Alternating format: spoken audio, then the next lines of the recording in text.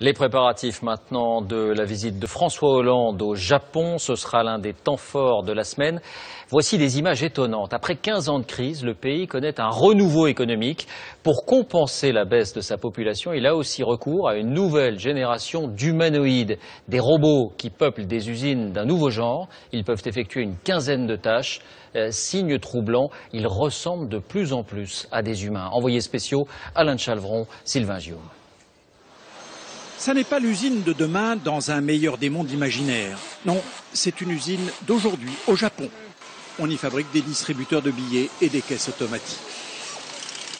Ce sont des robots humanoïdes. Les robots, l'industrie en utilise depuis longtemps. Ils collent, soudent, assemblent. Mais cette usine des environs de Tokyo utilise pour la première fois des machines à apparence humaine. Il est sympa, il est comme un être humain. Il est mignon. Next Stage, c'est le nom de cet humanoïde. Il a un petit côté E.T. avec ses deux yeux un peu tristes. Il faut dire que sa vie n'est pas gaie. Boulot, boulot, boulot. Même pas de métro. D'étranges relations se sont nouées entre ce robot si mignon et ses collègues de travail. Comme il travaille avec plus de précision que nous, juste à nos côtés, ça nous motive. Next Stage est né non loin de là. Sa conception a pris 5 ans environ.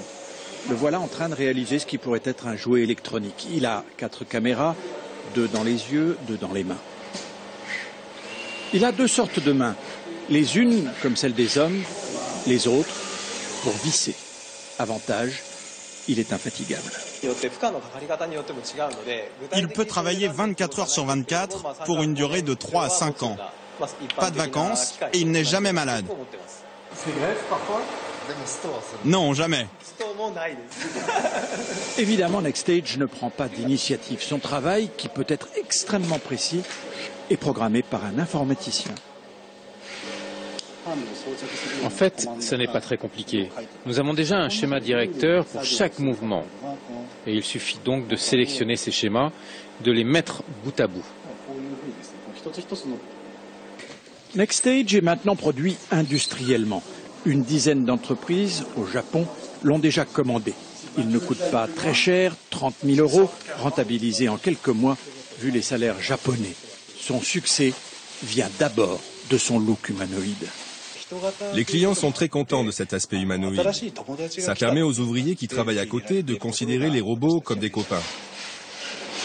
Atsushi Hayashi travaille maintenant sur une nouvelle génération d'humanoïdes qui ne seraient plus seulement des hommes troncs, mais des robots qui pourraient porter des charges, voire transporter des malades, et qui pourraient, eux, finalement, faire dodo. Évidemment, ça fait un peu peur. Plus les humanoïdes occuperont de postes de travail, et moins il y en aura pour les humains. Bien sûr, les intentions des ingénieurs ne sont pas mauvaises. Il s'agit de débarrasser l'homme des travaux les plus pénibles et les plus répétitifs. Et de toute façon, disent-ils, les limites des humanoïdes seront vite atteintes. Ça reste à voir.